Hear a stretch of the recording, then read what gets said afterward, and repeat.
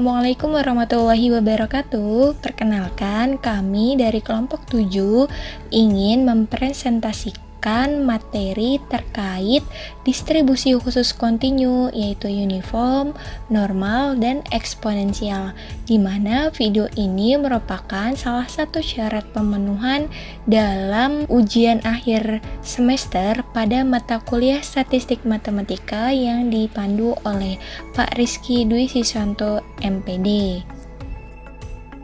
Sebelum masuk ke materi, perkenalan terlebih dahulu yuk. Saya sendiri Melinda Febrianti dan rekan saya Natalia Dinda Sartika Putri. Kami dari kelas 6F Program Studi Pendidikan Matematika Fakultas Keguruan dan Ilmu Pendidikan Universitas Muhammadiyah Profesor Dr. Hamka. Saksikan videonya.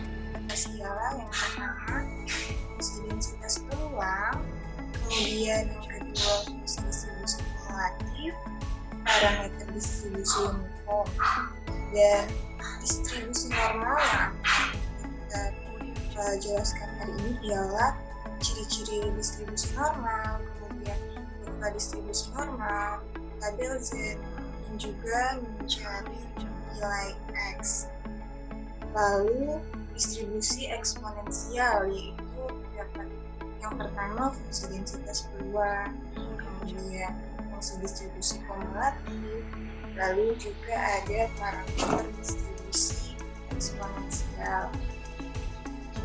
Nah, untuk yang pertama di sini distribusi uniform, yaitu yang pertama fungsi densitas peluang. Jadi, fungsi densitas peluang ini ialah sebuah variabel acak yang dikatakan seragam atau uniform pada interval alfa, beta, jika dan hanya jika memiliki bentuk fungsi densitas sebagai berikut.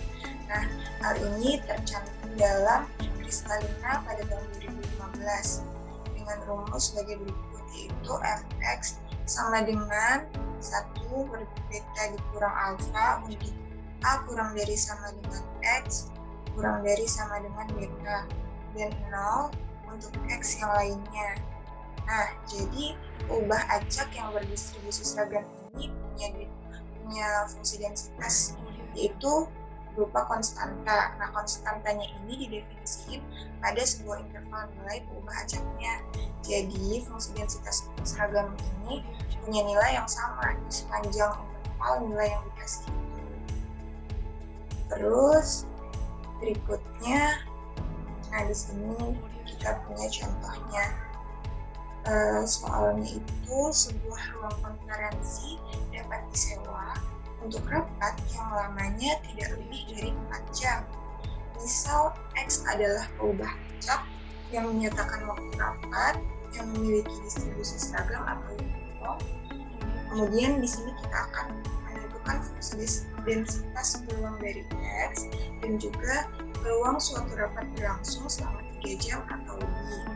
Nah, bagaimana penyelesaiannya? Pertama, kita bisa menuliskan diketahui apa yang diketahui di soalnya, yaitu waktu sewanya tidak lebih dari 4 jam seperti pada soal, dan juga fungsi atau X-nya ini ialah peubah acak yang menyatakan waktu rapat dengan distribusi seragam, sehingga untuk fungsi densitas peluang dari X-nya kita punya alfanya sama dengan 0, betanya itu sama dengan 4.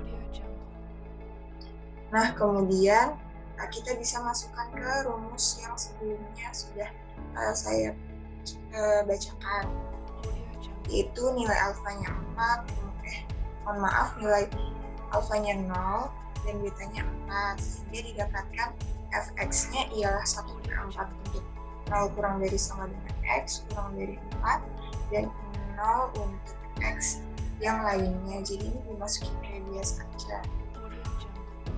Kemudian contoh yang kedua, di sini sebuah ruang konferensi dapat disewa untuk rapat yang lamanya tidak lebih dari 4 jam.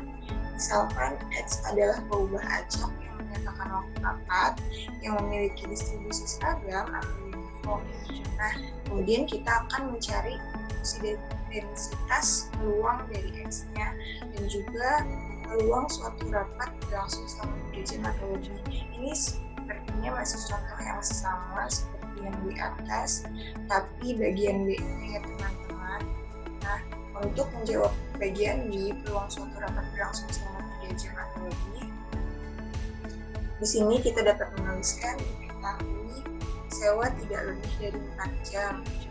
Nah, kemudian X-nya kan diketahui ya, berubah acak yang menyatakan waktu rapat dengan distribusi seragam. Nah, jadi buat cari peluang suatu rapat berlangsung selama 3 jam atau lebih, kita bisa menggunakan P, X lebih besar sama dengan 3, sama dengan integral. Kita cari integralnya dari Px lebih besar sama dengan 3 ini, yaitu integral dari 3 sampai 4, 1/4 dx. Nah, kemudian didapatkan integralnya itu ialah 1/4. Nah, lanjut ya teman-teman. Untuk yang kedua, fungsi distribusi kumulatif. Fungsi distribusi kumulatif atau CDF dari distribusi uniform dapat dinyatakan sebagai berikut. Nah, ini adalah CDF yang dari uniform, dari distribusi uniform. Nah, kemudian kita langsung aja ke contohnya. Contohnya itu, jika waktu seseorang menunggu datangnya pesawat di sebuah bandara antara jam 8 sampai jam 10 berdistribusi uniform. Jadi di sini udah dikasih tahu berdistribusi uniform. Hitung berapa probabilitas seseorang harus menunggu kurang dari atau sama dengan 30 menit dari jam 8 adalah untuk menyelesaikan soal ini kita dapat menggunakan integral. Nah, di sini kan waktunya itu dari jam 8 sampai jam 10. Berarti ada sekitar 120 menit. Nah, jadi Px kurang dari sama dengan 30 itu ialah integral dari 0 sampai 30 1/120 dikurang 0 tadi. Terus kita cari integralnya sehingga didapatkan nah di sini masukin 30-nya, terus dapat yaitu 0,25. Jadi probabilitas seseorang harus menunggu kurang dari atau sama dengan 30 menit dari jam 8 ialah 0,25.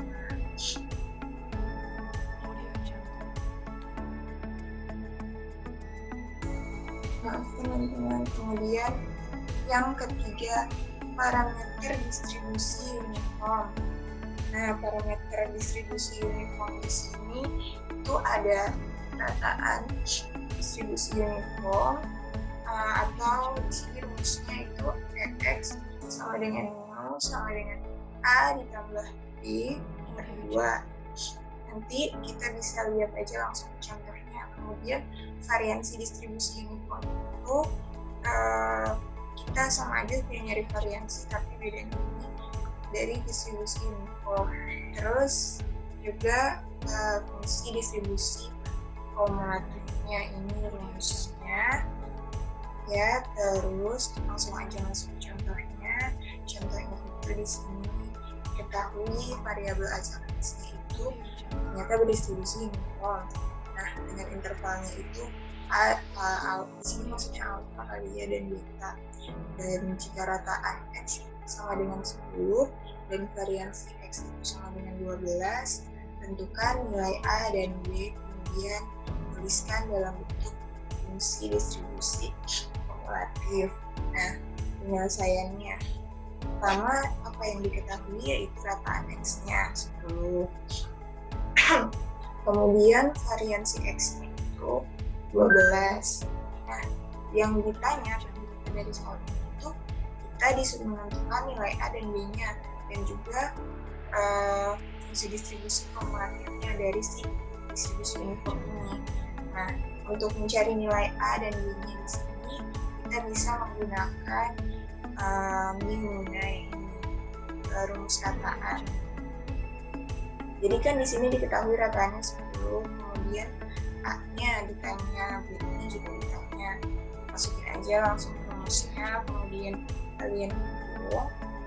Nah, hasilnya setelah kita hitung semuanya, kita akan mendapatkan B min A-nya itu 12, kemudian A plus B, persamaan A plus B itu 20. Nah, dari sini kita bisa mengeliminasi nilai B pada persamaan 1 dan 2.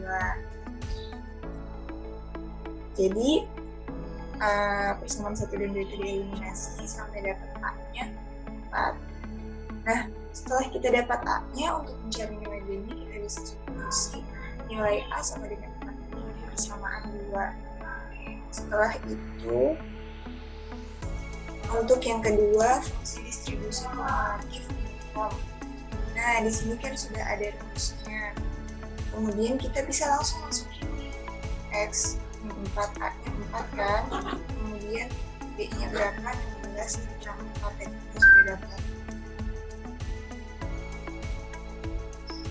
Nah, sehingga hasilnya kita dapatkan fungsinya, fungsi distribusi kumulatif dari distribusi uniform ini 0 untuk X kurang dari sama dengan 4, ya X kurang 4 per 12, untuk 4 kurang dari X kurang dari 16, dan 1 untuk X lebih besar sama dengan 16. Nah, selanjutnya untuk distribusi normal akan dijelaskan atau disampaikan oleh Melinda.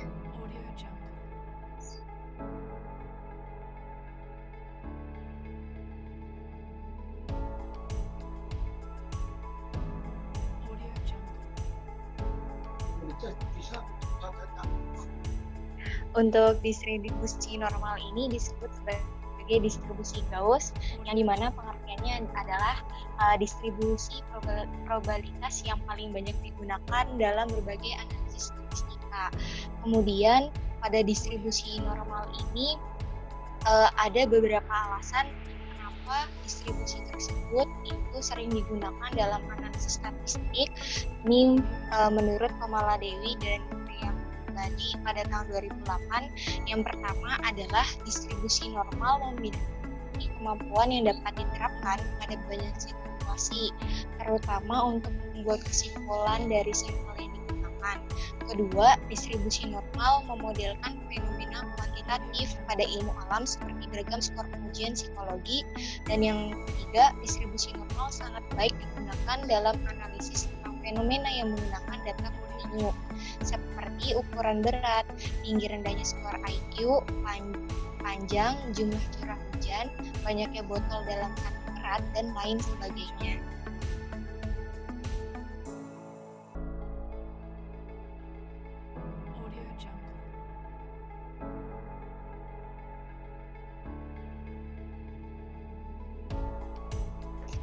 Untuk ciri-ciri dari distribusi normal ini sendiri itu ada 4. Pertama, nilai peluang perubahan acak dalam distribusi peluang normal dinyatakan dalam luas dari di bawah kurva berbentuk lonceng. Kedua, grafik simetri terhadap garis tegak ini adalah X sama dengan mu. Ketiga, grafik selalu berada di atas sumbu X atau Fx lebih dari 0. Dan keempat, luas daerah di bawah kurva Fx dan di atas sumbu X sama dengan 1, yaitu P di antara negatif tahingga kurang dari X kurang dari positif tahingga sama dengan 1, yaitu luas daerah kurva akan bernilai 1, dan ini menggambarkan sifat peluang yang tidak pernah negatif dan maksimal bernilai 1.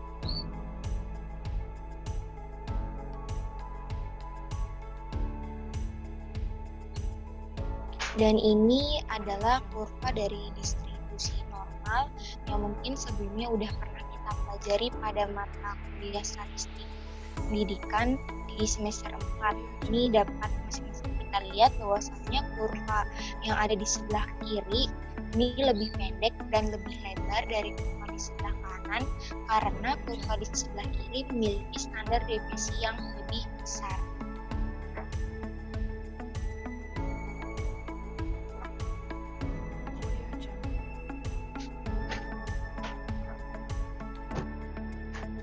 Nah, kemudian kita dapat mentransformasikan distribusi normal ini menjadi distribusi Z dan mendapatkan rumus Z sama dengan X dikurang mu per sigma, yang dimana keterangan ini adalah X adalah variabel mu, mu ini adalah mean dari populasi, dan sigma adalah standar deviasi.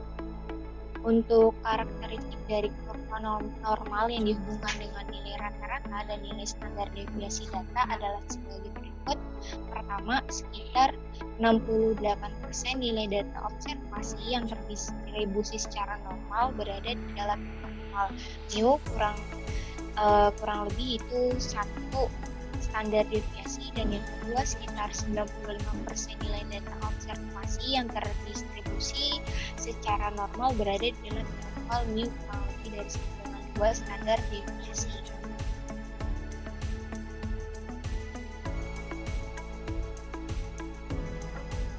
Masuk ke contoh soal, variabel random X berdistribusi normal dengan mean 100 dan standar deviasinya ini 50, maka nilai Z untuk X sama dengan 200 adalah, dari soal tersebut dapat diketahui bahwasanya nilai X ini adalah 200, untuk nilai mean ini adalah 100 dan standar deviasinya adalah 50. Maka untuk penyelesaiannya kita dapat melihat pada rumus di slide sebelumnya, yaitu Z sama dengan X dikurang mu per sigma. Maka dari itu dapat kita substitusikan nilai yang sudah diketahui tersebut dan didapat nilai Z untuk X sama dengan 200 adalah 2. Nah, ini ada contoh penggunaan dalam tabel Z.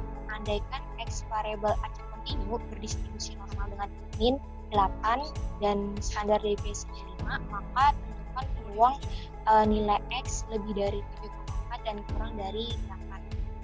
Nah, ini langkah yang pertama adalah dengan cara menggunakan rumus yang tadi transformasi distribusi normal ke dalam Z ini tadi. Kemudian kita dapat menggunakan tabel Z untuk melihat nilai dari nilai dari si peluangnya tabel Z.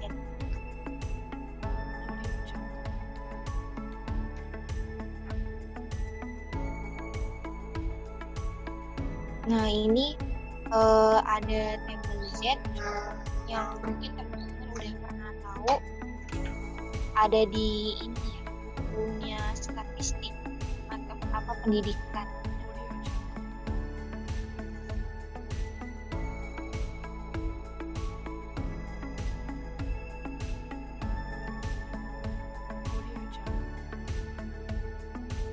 Nah, untuk mencari nilai X, jika pada suatu distribusi diketahui peluang, maka untuk menentukan nilai X kita dapat mencarinya dengan dua prosedur. Yang pertama, menentukan nilai Z dengan peluang yang telah diketahui. Kedua, mengubah rumus X menjadi ini tinggal dikaliin aja pindah ruas dan didapat rumus yang X sama dengan ini. Kemudian untuk contohnya, andaikan X berdistribusi normal dengan mean-nya itu 8 dan standar deviasinya 5, maka tentulah peluangnya dari si X lebih dari 8 dan kurang dari 8,6. Dan ini kita bisa menggunakan rumus yang tadi, yang transformasi distribusi normal menjadi Z. Didapat nilainya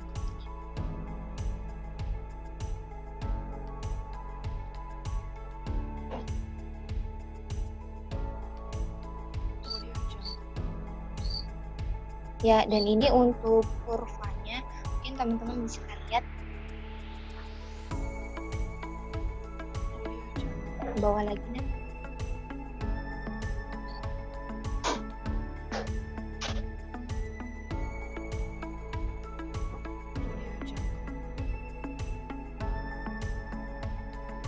Masuk ke distribusi eksponensial, ini ada kurva dari distribusi distribusi eksponensial, dan distribusi eksponensial ini berguna dalam mencari selisih waktu yang terjadi dalam suatu peluang pada daerah tertentu dan digunakan untuk memodelkan jumlah waktu hingga kemunculan sebuah kejadian tertentu atau memodelkan waktu di antara kejadian yang saling independen.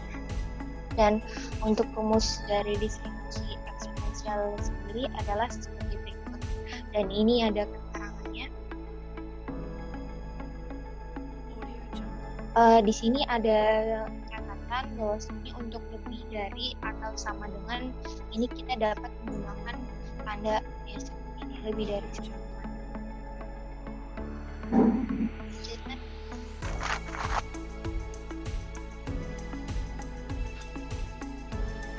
Dan ada contoh yaitu toko CD Beat setengah mengadakan diskon besar-besaran sehingga kedatangan pengunjung yang berdistribusi eksponensial meningkat dari biasanya menjadi 8,4 per 35 menit.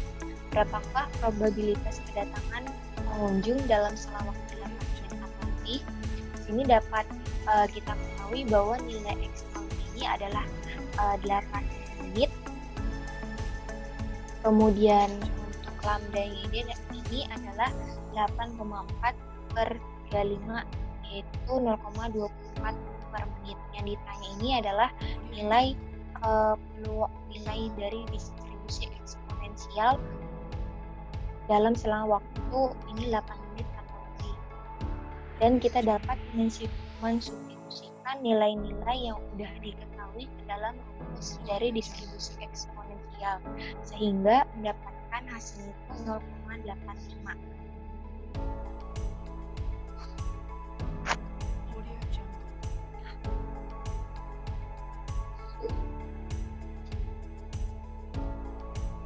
Mungkin ini bisa dilanjut oleh Nata.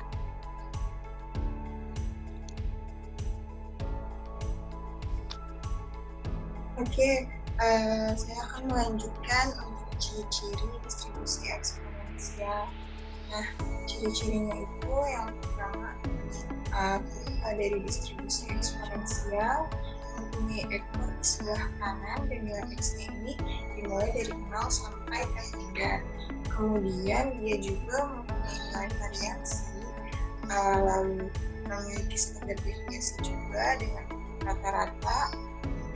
Kemudian dia pada pencarian pada distribusi eksponensialnya menggunakan variabel random. Nah, peluang yang terjadi pada suatu percobaannya mempengaruhi selisih waktu yang terjadi pada percobaan tersebut. Kemudian nilai lambda itu dia lebih dari 0. Nah, di sini ada fungsi densitas peluang dari distribusi eksponensial seperti yang tampil pada layar kalian. Kemudian fungsi distribusi kumulatifnya untuk 0 untuk X kurang dari 0, 1 dikurang E pangkat negatif lambda X untuk X lebih besar sama dengan 0. Nah, parameter dari distribusi eksponensial di sini yang pertama itu mean dari distribusi variabel acak eksponensial dinyatakan dengan X-nya sama dengan mu sama dengan 1 per lambda. Nah, kemudian variansinya Fx sama dengan 1 per lambda kuadrat. Oke, di sini kita akan masuk ke contohnya. Diketahui sebuah variabel acak Y yang berdistribusi eksponensial dengan parameter rata-rata sama dengan 2. Nah, di sini kita diminta menentukan peluang bahwa Y ini bernilai lebih dari sama dengan 2. Nah, untuk menyelesaikan ini kita bisa menuliskan diketahui mu-nya di sini itu didapat karena mu-nya ini 2, maka lambdanya didapat 1/2. Nah, sehingga kita dapat mensubstitusikannya rumus F sama dengan lambda E pangkat negatif lambda Y untuk Y lebih besar sama dengan 0 nol atau lambda lebih besar dari nol, biar nol dipiksa yang lainnya, sehingga didapatkan 1/2 pangkat negatif setengah Y untuk Y lebih besar sama dengan nol, lambda lebih besar dari nol dan nol untuk Y yang lainnya. Nah, kemudian peluang Y lebih besar sama dengan 2 itu kita dapat mensusunkannya ke seperti pada ini PY lebih besar sama dengan 2, kita integralkan hasil yang didapat dari sini, kemudian akan didapatkan hasilnya yaitu, nah ini dia peluang dari Y lebih besar sama dengan 2 nya adalah E pangkat negatif 1 atau 0,369. Jadi peluang bahwa Y bernilai lebih dari sama dengan 2 adalah 0,369. Seperti itu. Nah, terima kasih teman-teman.